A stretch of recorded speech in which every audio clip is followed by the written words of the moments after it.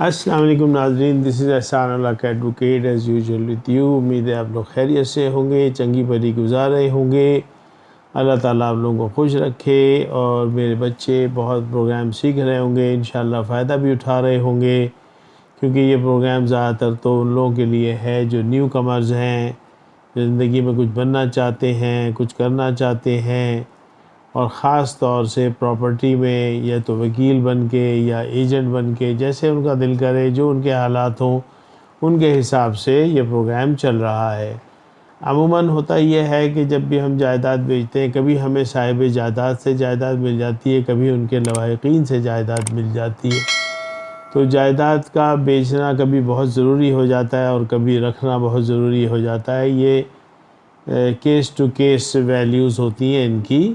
تو اس پہ کوئی بات ہم زیادہ کر نہیں سکتے۔ آج جو ہم ٹاپک ڈسکس کرنے جا رہے ہیں وہ ہے شیورٹی، کہ شیورٹی کیا ہوتی ہے اور اس کو کورٹ میں کیوں جمع کیا جاتا ہے، اور اس کو نکالنے کا طریقہ کیا ہے، یعنی کہ شیورٹی جو ہے، what is surety, why court keep this and how can we redeem it. یہ دو تین باتیں ہیں جس پہ ہم بات کریں گے انشاءاللہ۔ تو سب سے پہلے تو ان لوگوں سے درخواست ہے جن لوگوں نے چینل سبسکرائب نہ کیا ہو کہ وہ ہمارا چینل سبسکرائب کریں۔ انشاءاللہ تعالیٰ بہت ساری ویڈیوز ان کو ملیں گی جو ان کے لیے بہت ہیلپ فل ہے۔ And thank you very much for the people who are contacting and asking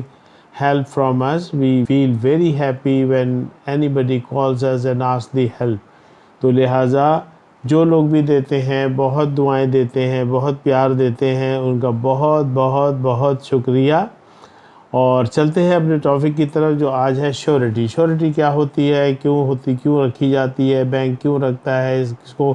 نکلوانے کا طریقہ کیا ہے، یہ سب چیزیں ہم آج دیکھیں گے۔ دیکھیں ناظرین، جب بھی کوئی آدمی اس دنیا سے گزر جاتا ہے تو ہمیشہ ایک طریقہ ہے جو دین نے بھی دیا ہے، جو قانون نے بھی دیا ہے، جو معاشرے نے بھی دیا ہے، وہ ہے جائیداد کا بٹوارہ۔ اب جائیداد کے بٹوارے میں کئی چیزیں آتی ہیں۔ ایک چیز تو یہ آتی ہے کہ آپس داری میں اگر سب میں افہام و تفہیم ہے تو کوئی مسئلہ اتنا زیادہ نہیں ہوتا، لیکن اگر افہام و تفہیم نہیں ہے، اعتبار کی کمی ہے، آپس میں نا اتفاقیاں ہیں، بہت سارے معاملے ہیں، تو ان معاملوں کو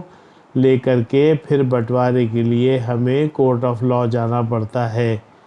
کورٹ آف لا جو ہے وہ جانے کے لیے ہمیں جو ہے نا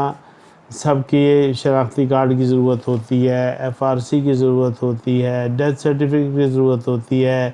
نادرہ سے ڈیتھ سرٹیفکیٹ جو ایشو ہوتا ہے اس کی ضرورت ہوتی ہے، اور شیورٹی جو ہے وہ لگ بھگ اسی قیمت کے مطابق رکھی جاتی ہے جو پراپرٹی کی قیمت ہوتی ہے۔ ہمیشہ یاد رکھیں۔ اب لگ بھگ کا استعمال یہاں اس لیے کیا گیا ہے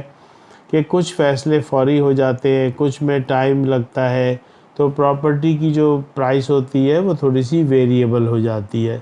تو لگ بھگ کا استعمال ہم نے یہاں پر اس لیے کیا ہے۔ اب جو بھی شخص، اگر کوئی شخص یا لواحقین کورٹ میں جائیداد کے بٹوارے کا کیس داخل کرتے ہیں تو اس میں دو شرطیں ہوتی ہیں۔ اچھا، ان میں زیادہ تر یہ ہوتی ہے کہ اگر آپس میں اتفاق نہ ہو، بے اعتباری ہو، جیسے میں نے پہلے بتایا ہے، اور دوسری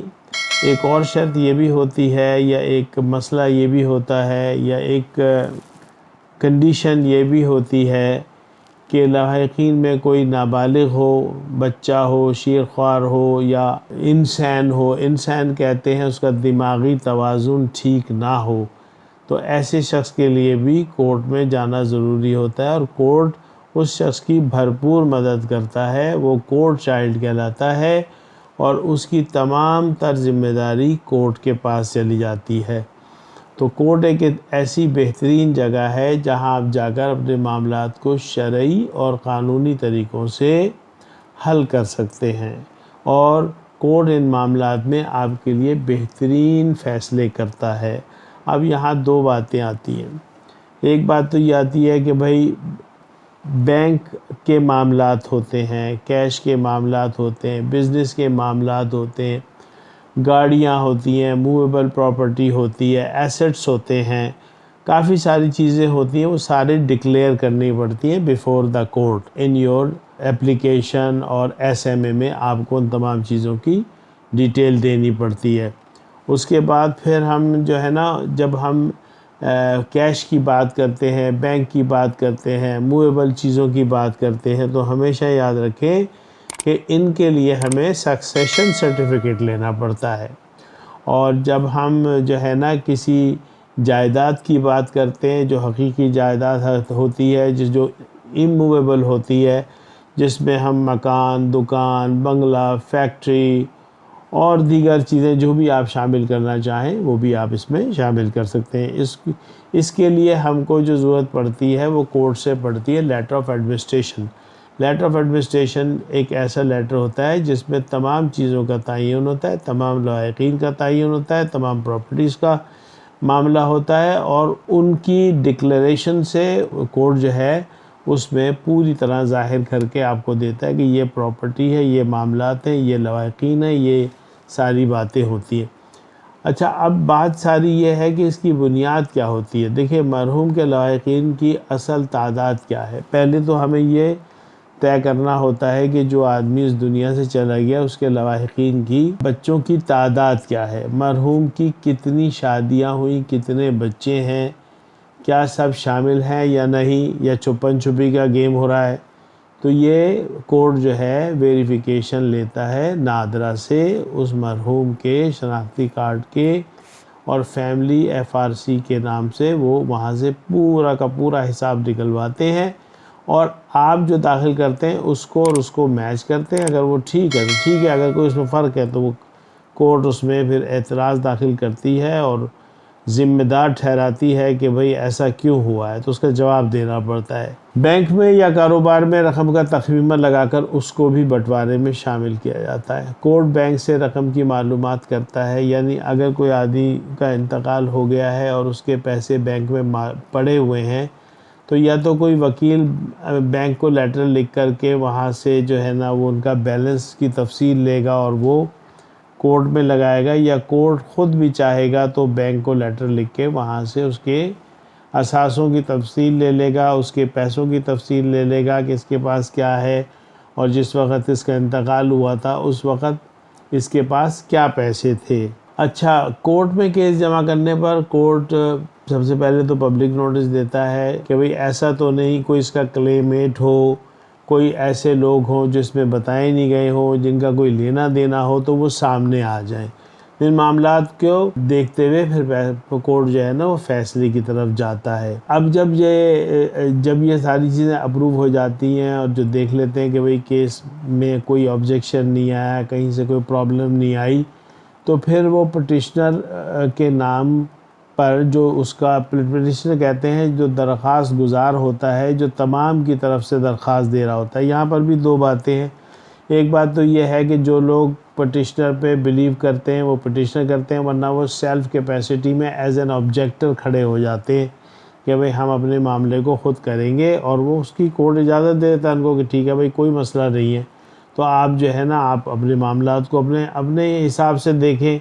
جب یہ تمام چیزیں ہو جاتی ہیں تو اس کے بعد جب لیٹر آف ایڈمنسٹریشن ایشو ہو جاتا ہے تو اس کے حساب، اور لیٹر آف سکسیشن ایشو ہوتا ہے، سکسیشن کے حساب سے بٹوارہ ہوتا ہے تمام موویبل آئٹمز کا، جبکہ لیٹر آف ایڈمنسٹریشن کے حساب سے جو بٹوارہ ہوتا ہے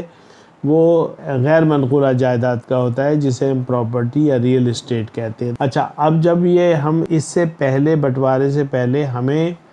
جتنے بھی ہمارے لواحقین ہوتے ہیں، جو مرحوم کے لواحقین ہوتے ہیں، ان لواحقین کے تمام کے نام مختلف اداروں سے جائیداد کو کیا جاتا ہے،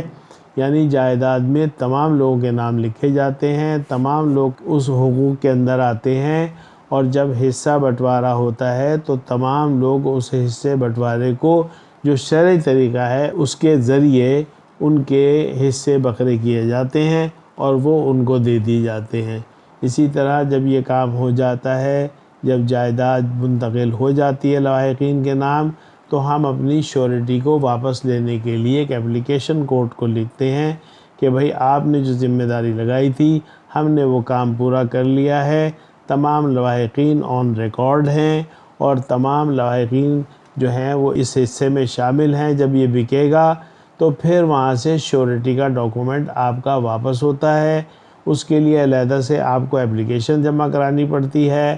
اس کے اندر تمام معاملات لکھنے پڑتے ہیں، جو چیزیں آپ نے جمع کرائی ہوتی ہیں ان کی ڈیٹیل دینی پڑتی ہے۔